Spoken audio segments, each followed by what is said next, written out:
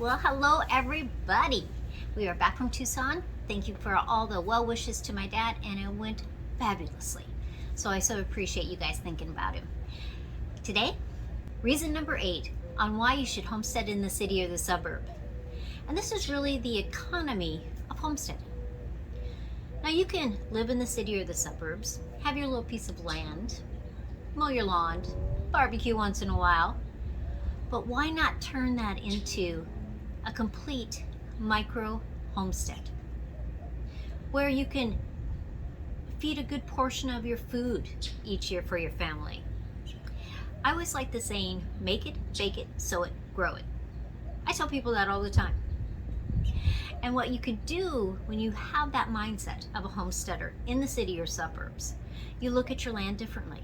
You look at, even if it's a small lot or a bigger lot, what can you do in each area of that property to have fun, to grow food, to enjoy your house, and in turn, enjoy your homestead.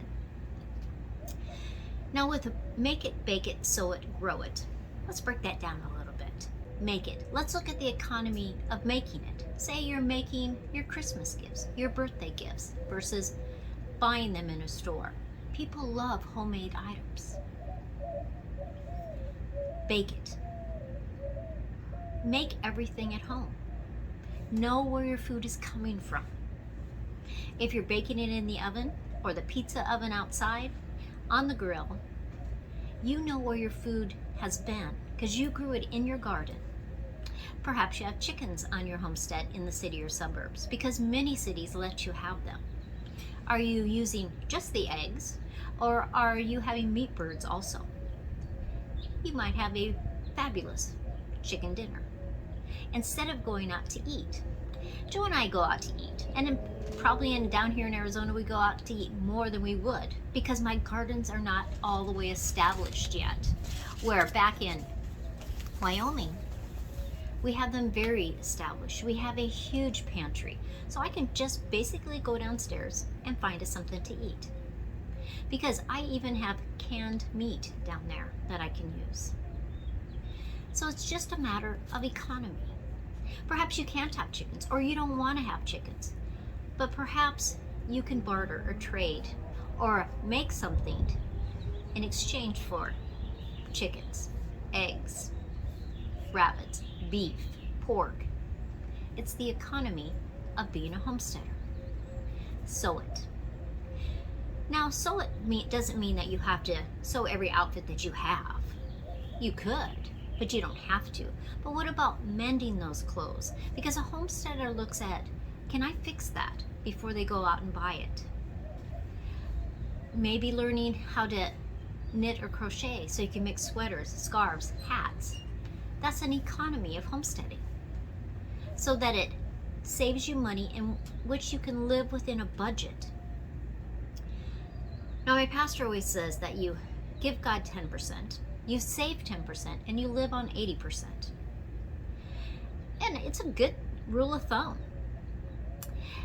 If you are a giving person, it always comes back to you. If you're a saving person, you have money when you need it. And then you just live on that 80%. I think it's a good idea. And it's a good way to, especially when you're starting out on a homestead, so that you are more economy-wise thinking. Can you fix it?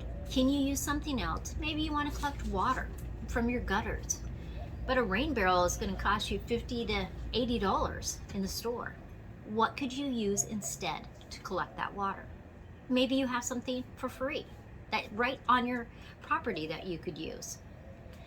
Think differently. Think as if you were in the country, you couldn't go to the store. How could you do what you needed to do? It's a micro homestead. So it's make it, bake it, sow it, grow it. And when you start a homestead, almost always, the first thing people do is put in gardens. They add fruit trees. So when you get your produce in an economy of homesteading, you're going to eat it fresh, you're going to cook it, you're going to freeze it, you're going to dehydrate it, You can do a lot of different things. You could can things so that you could use it later. Those are economies.